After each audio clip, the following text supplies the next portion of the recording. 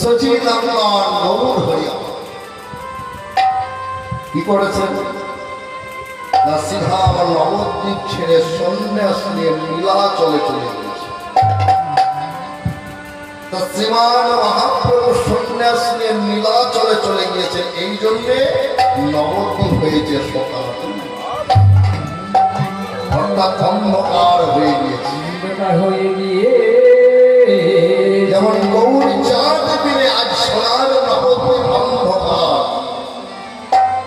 তৎপরি একটি বৎসর আগে যিনি গৃহবর্তী ছিলেন বাবা, কর্তা নয় কর্তা আগেই চলে গিয়েছে। আজ থেকে একটি বৎসর আগে গৃহবর্তী তিনি এই বাড়িকে সক্ষা করে ভাষায় তিনিও নীলাচলে চলে গিয়েছেন। শ্রীমান মহাপ্রভু যেমন নীলাচলে গিয়েছেন, নবদ্বীপ হয়েছে অন্ধকার। আজ মাতৃদেব দিনে এই বাড়িও কিন্তু হয়েছে অন্ধকার। তাহলে শ্রীমান মহাপ্রভু চলে গিয়েছেন, সারা নবদ্বীপের ভক্ত বৃন্দ কাঁদছে। এই বাড়ি তিনি ছেড়ে চলে গিয়েছেন, তার জন্য তার ছেলে মেয়ে পুত্রবধূ সকলেই কাঁদছে। তাহলে প্রথমে জানতে হবে শ্রীমান মহাপ্রভুকে এসেছিলেন কেমন, শ্রীমান মহাপ্রভুর আগমনের কারণ কি। শ্রীমান মহাপ্রভু এসেছিলেন দুটি কারণ, একটি হচ্ছে বাবা রাধা প্রেম ঋণ শোধ করার জন্য, আরেকটি আমাদের মতো কলিহত জীবকে উদ্ধারের জন্য। বলে মহাপ্রভু এলেন শ্রীমতী রাধারানীর প্রেম ঋণ শোধ করার জন্য। তারপর যুগে ঋণী হয়েছিলেন ভগবান, রাধারানীর কাছে ঋণী হয়ে গিয়েছিলেন, রাধে তোমারও সেই ঋণ শোধ হবে যেদিন, কোনদিন যেন যেদিন আমি নবদ্বীপে হব গৌর হরি।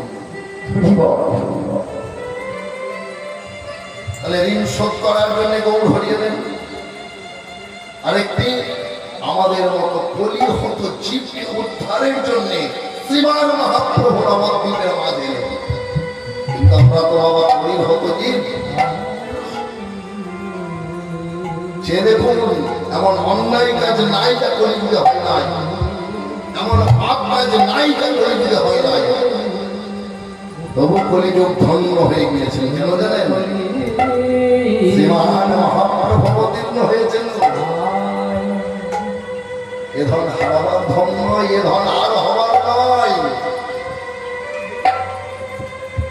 তিনি জগৎ জীবের জন্য কৃপা করে নাম নিয়ে এলেন, জগৎ জীবের ঘরে ঘরে কৃপা করে বিলিয়ে দিলেন। আমরা নিতে পেরেছি সেই নাম, আপনারা পেরেছেন, আপনারা ভক্ত বাবা, আমি অধম, আমি পারি না। নিত্যানন্দ মহাপ্রভু কোথায় জন্মগ্রহণ করেছেন? নিত্যানন্দ মহাপ্রভু বীরভূম এক চক্রধাম। সেই নিত্যানন্দ মহাপ্রভু সেই নাম নিয়ে এলেন গোলক হইতে। গোলকে গোপনে এ নাম গোপনেতে ছিল, নিতাইয়ের করুণায় এ নাম ধরণীতে।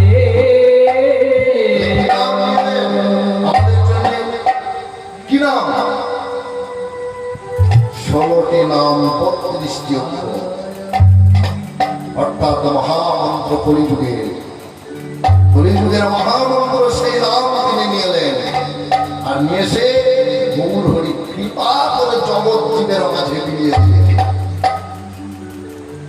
তাই সেই সীমার মহাপ্রভু সন্ন্যাস নিলেন কেন? তিনি তো উদ্ধার করার জন্য এলেন, আবার সন্ন্যাস নিলেন কেন? যে সন্ন্যাস নিয়ে তাকে নীলাচলে চলে যেতে হয়েছে। নীলাচল কোনটি জানেন? মায়েরা অনেকেই জানেন। নীলাচল কোনটি? পুরী ধাম। এটি আমার সম্পর্কে মা বলতে পারে। আমার দাদা দেবাশিস চক্রবর্তী, ওনার শাশুড়ি মা, আমারও মা। দেখুন পুরী ধাম উত্তর দিচ্ছে, কত ভালো লাগছে। আমার সঙ্গে উত্তর দেবেন? আমি তো একাই বললে হবে না মা, আপনারা একটু না বকলে আমার শুনলে ভালো লাগে? তাহলে 20 ধাম হচ্ছে নীলাচল। কিছুদিন আগে সেখানে রথ হয়ে গেল, রথ, যেটি বিখ্যাত রথ বলা হয় জগন্নাথ দেব। সেই নীলাচলে চলে গেছেন। কেন গিয়েছেন? শ্রীমান মহাপ্রভু বলেন উদ্ধার করার জন্য না। শ্রীমান মহাপ্রভু সন্ন্যাস নেওয়ার আগের ঘটনা হয়। শ্রীমান মহাপ্রভু একদিন নীলালয় নির্জনে বসে বসে একাকী কি করছেন? গোপী নাম জপ করছেন। আমরা তো সবাই জানি রাধা এবং কৃষ্ণ মিলিত তনু, অন্তর কৃষ্ণ, অন্তরটি শুধু কৃষ্ণময়, কৃষ্ণ কৃষ্ণ। আর বহিরাঙ্গ রাধার ভাব কান্তি, বহিরাঙ্গ রাধার ভাব কান্তি। তিনি কখনো কৃষ্ণ বলে হাসতেন, আবার কৃষ্ণ বলে কাঁদতেন, কখনো রাধা বলে কাঁদতেন, রাধা বলে হাসতেন। কিন্তু আজকে দেখুন গোপী নাম। কেন গোপী নাম করছেন? গোপী কারা? কে গোপী?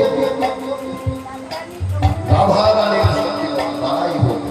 এখানে আপনারাও গোপী, কারণ এটি বৃন্দাবন তৈরি হয়ে গিয়েছে। এটি আর গ্রহণ করে এনার বাড়িময় কিন্তু বৃন্দাবনে তৈরি হয়ে গেছে। বৃন্দাবন কোথায় হয়? যেখানে হয় নাম সংকীর্তন, সেটি হয় অভময় শিরোমণি। আজকে করছেন গোপী নাম জপ করছেন। বলে গোপী গোপী গোপী গোপী গোপী গোপী বলে গোপী গোপী গোপী গোপী বলে গোপী মোরে গোপী গোপী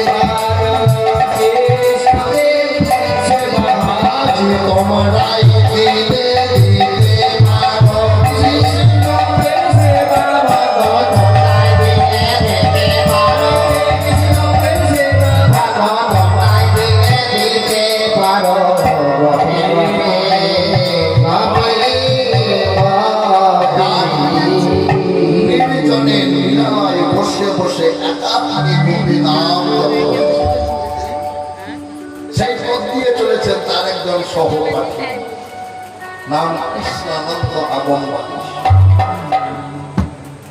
তিনি ছিলেন মা কালীর ভক্ত, মা কালী পূজা করতেন। তা সেই পথ দিয়ে চলেছেন আর গোপী নাম জপ করছেন গৌর হরি। যেতে যেতে যেমন গৌর হরির নিকটে এসেছেন, ঠাট্টা আচ্ছাদে গৌর হরিকে বলছেন কিরে নিমাই আজ এখন ভাবে উদয়, তুই তো কৃষ্ণ নাম করিস, রাধা নাম করিস, আর গোপী নাম করছিস। যেমন এই কথা বলেছেন রাধারানী, গৌর হরি কি হচ্ছে ভাবে ব্যাঘাত ঘটে গিয়েছে, ব্যাঘাত ঘটে গিয়েছে ভাবে। আর যেমন ব্যাঘাত ঘটেছে করেছিল বাবা একটি দণ্ড লাঠি, সেই লাঠিটি নিয়ে কি করেছেন সহপাঠীকে তাড়া করেছে। কিছু দূর গিয়েই মনে পড়ে গেছে সেই সংকল্পের কথা। কোন সংকল্প ছিল ভগবানের? কি সংকল্প ছিল? বলি রাম আদি অবতারে ক্রোধে নানা অস্ত্রধারী, রাম আদি অবতারে ক্রোধে নানা অস্ত্রধারী, রাম আদি অবতারে ক্রোধে নানা অস্ত্রধারী, রাম আদি অবতারে ক্রোধে নানা অস্ত্রধারী।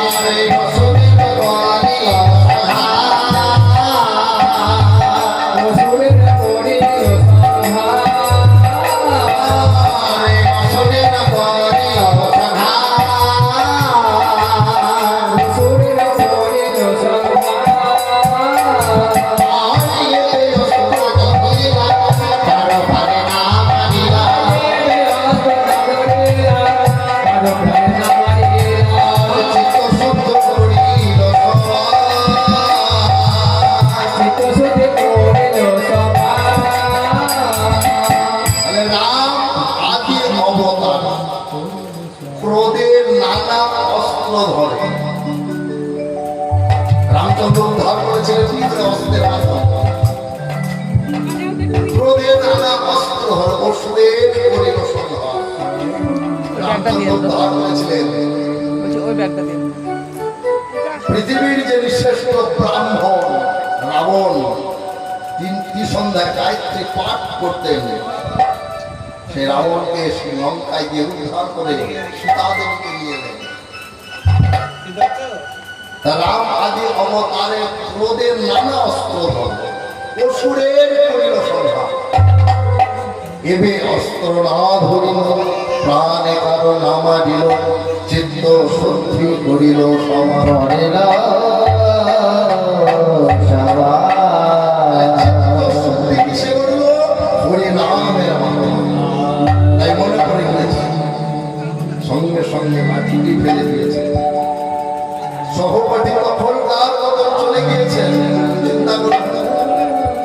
সহপাঠী তখন কার বদল চলে গিয়েছেন।